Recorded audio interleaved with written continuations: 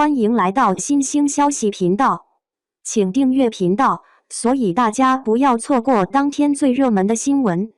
我们今天的时事通讯包括以下内容：赵丽颖接不了孙俪的班，今年势头最强的内娱女星是谁？抛开被韩颖捧在掌心上的汤唯不谈，那就只有她了。赵丽颖在行业气候并不景气的今年，她接连破局。从偶像剧中华丽转身，赶土。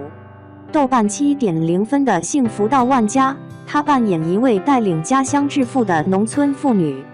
最近开播的《风吹半夏》开分8.4，赵丽颖变得更熟了，扮演在改革大潮中豁得出去、敢想敢干的女企业家。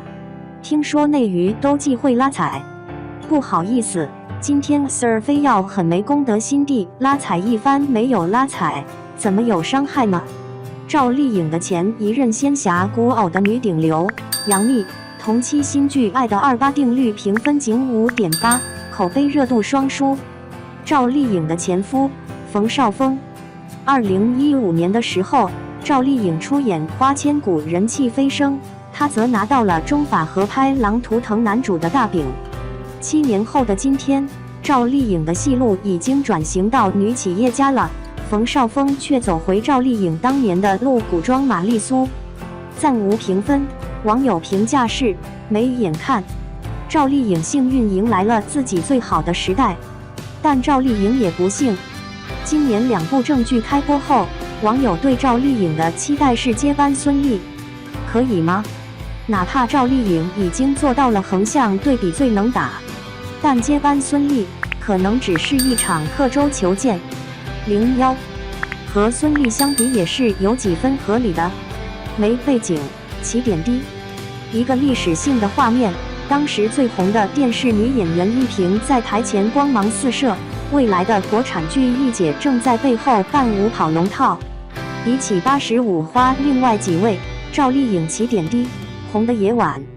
2011年，2部青川剧宫和步步惊心把杨幂、刘诗诗捧成了顶流。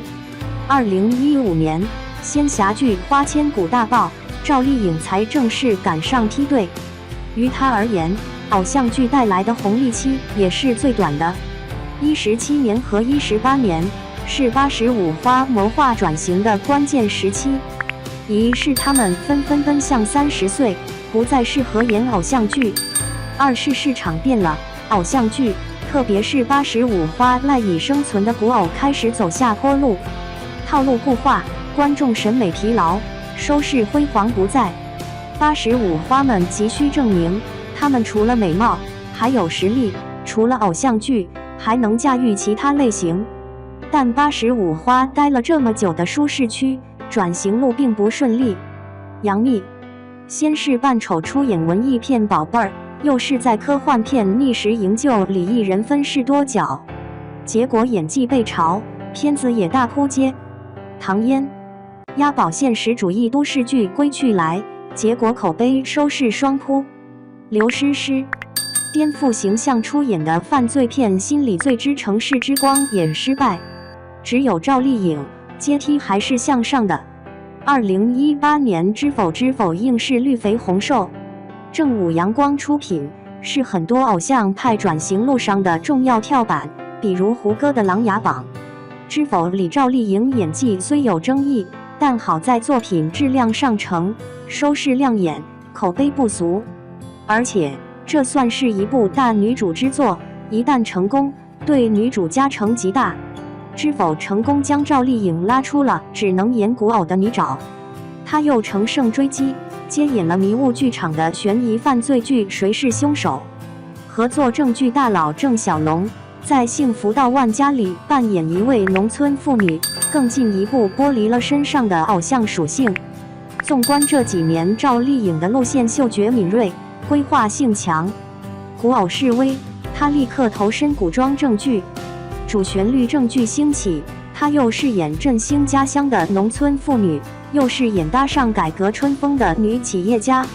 规划得当很重要，但实现规划更是需要天时地利人和。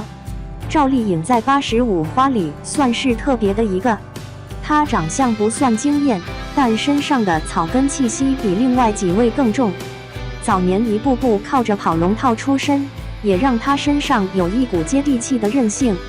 与其说赵丽颖的演技多么好，不如说是比起同期其他女星，她没有在古偶中陷得那么深，所以她能最快走出舒适圈。但来到其他领域，你就能看到赵丽颖和真正实力派的差距。比如同年龄段，同样扮演农村妇女的热依扎，所以在赵丽颖投身正剧后，遇到比偶像剧女主复杂得多的人物角色，她往往处于完成任务却演不出惊艳感的状态。比如《知否》里，大婚时告别疼爱自己的奶奶，面对害死自己母亲的凶手这样的高光时刻，赵丽颖完全顶不上去，泄了气，以至于被人吐槽在发呆走神。85花里，比起有人已经干脆摆烂，赵丽颖是有在努力转型和跃升的。网友的褒奖中，比起演技本身，更多的恐怕还是鼓励分。要接班孙俪，最遥远的或许还不是演技，而是同行赵丽颖幸运有这样的同行衬托。不幸的是，她的天花板也基本被同行限制住了。85花爆红时，搭上的是偶像剧扩张的大潮，大量流水线化、粗制滥造、只顾颜值不顾质量的偶像剧诞生，瞄准青少年群体，轻松就能获得好的收视。再加上互联网的第一波红利，主演的爆红变得更加容易。他们捧人，但一定程度上也毁人。典型，于正赶着拍出来轻功版《流星花园》宫锁心玉，没人能否认他当年的火。于演员来说，此类剧没有人物，只有人设，自然也不需要演技，长得好看，简单做表情动作就行。年轻演员演多了，演技没机会锻炼成长，天然的灵气也消耗光了。从这一点来说，赵丽颖与孙俪比，做小花时都是红，但获得的长期价值却不同。孙俪刚出道时，赶上的是另一波大潮。千禧年初，国产剧制播分离改革，开始市场化发展，民营资本入场，联合改开后的第一批成长为中坚力量的文艺创作者，大量电视剧雨后春笋一般涌现出来。那一时期的国产剧有个鲜明的特点，题材大胆，风格各异，比如《大明宫词》，武则天是玩弄权术的野心家，更是见男宠搔首弄姿，教育女儿的精神导师。你看到了吧？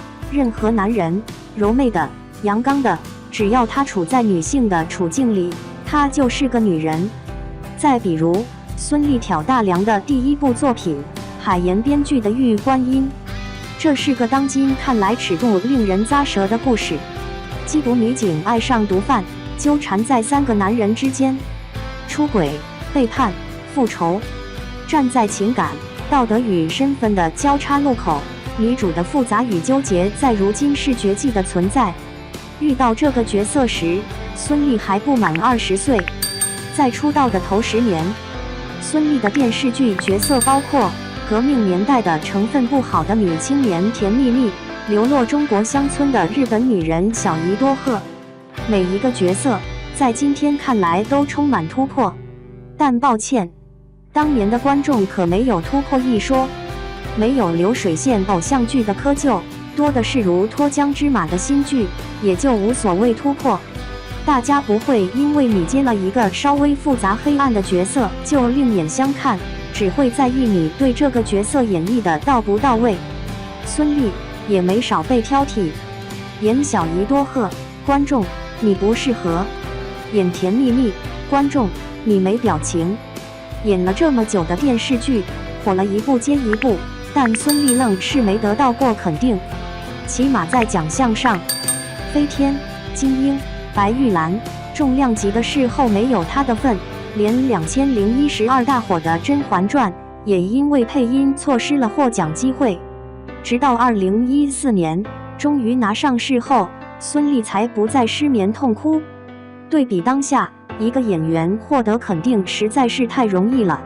只要他敢于转型，只要不悬浮，不面瘫，好像就是功德一件。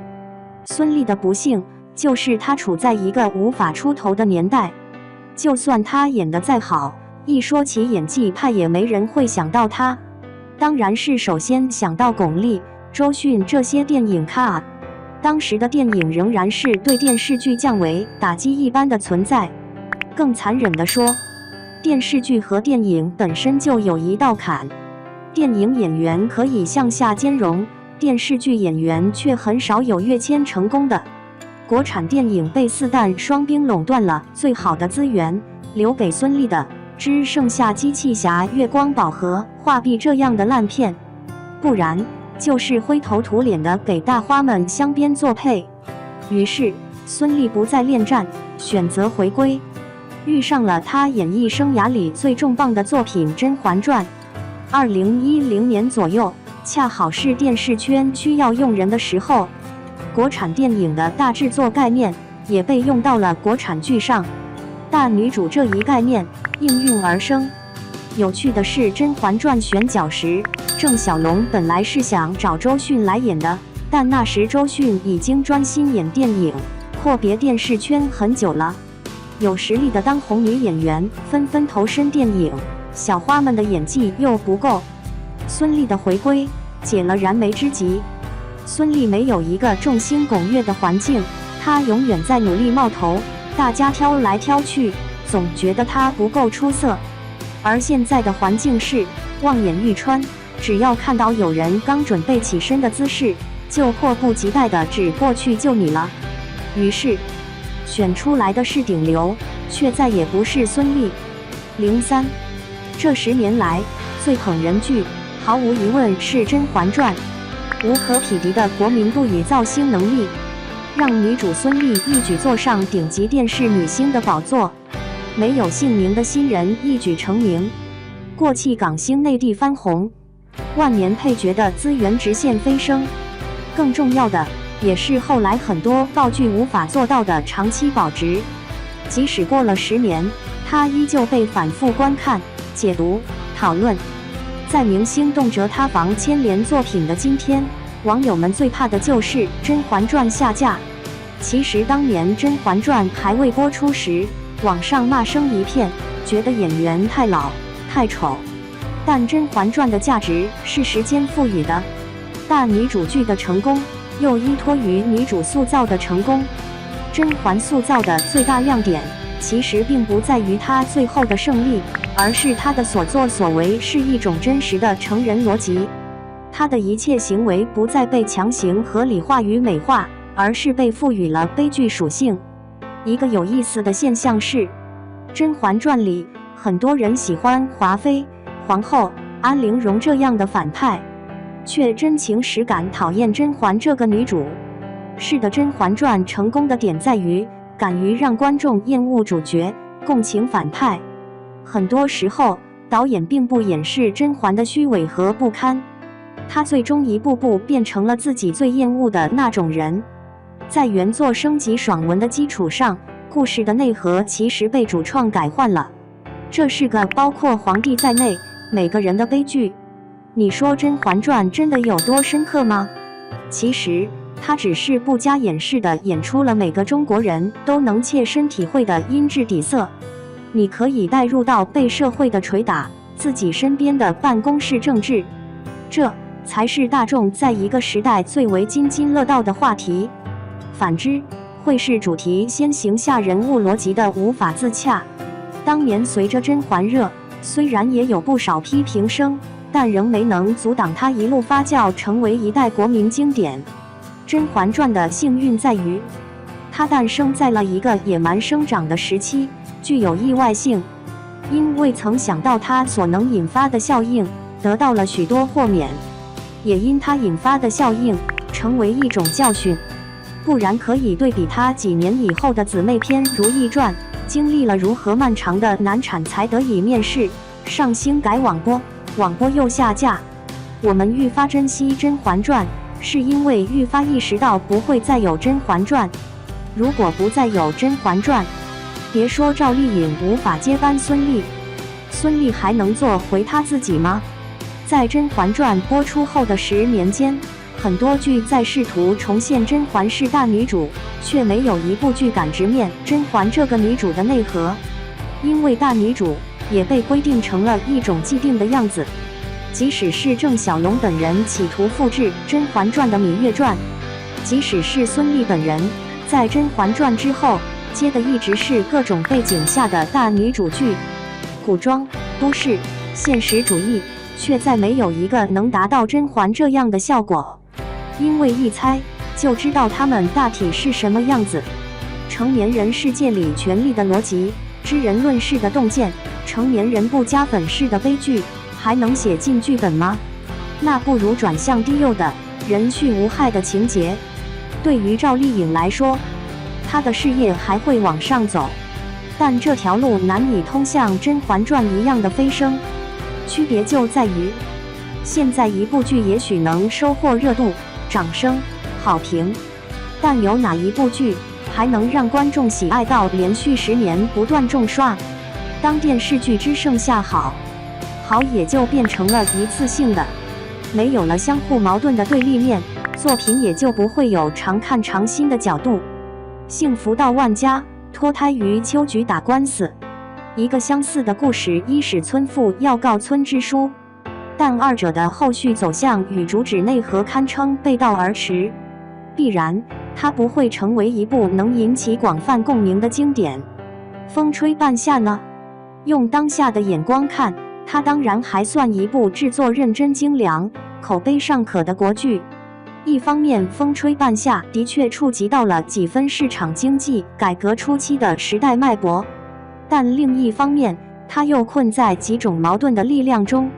带血的第一桶金和积极健康的女企业家，主角的求新求变和变革中因为分家不均被抛弃和遗忘的工人，励志的创业故事和不足为外人道的内幕关系，这些棘手的矛盾在当下影视剧环境中几乎是不可解的。其实和《甄嬛传》一样，风吹半夏也在某种程度上改换了原著的内核。但风吹半夏是怎么改的呢？原著的名字叫做不得往生。许半夏做钢铁生意时发家的第一桶金，是靠故意污染渔民的贪图换来的。为了让渔民只把地租给他，他想出了这个带血的方法。因此，当地的老人骂他不得往生。许半夏当时只觉得可笑，顾好今生就行了，谁还管往生？直到他的好友因为污染患上白血病，他才怀疑是不是报应。不得往生的意思在于，许半夏为代表的一代创业人，看似励志的故事背后，或许带着悲剧性和原罪。但到了剧里，女主变得何其无辜。这损招是他朋友想出来的。事后，他又用金钱加倍补偿了村民，显得高尚而正确，让毫不知情的他可以永远纯净无瑕地站在光明下面。人物的深度与广度也就止步于此。前面说《甄嬛传》的幸运在于其生在一个野蛮生长的时候。有意思的是，风吹半夏原本的剧名也就叫做野蛮生长，只可惜野蛮与黑暗都隐在风里了。所以赵丽颖走出了偶像剧大女主的套子，但套子外面也包裹着另外一个套子。而赵丽颖和孙俪之间无法交锋，也没有接班，因为班早就不是那个班了。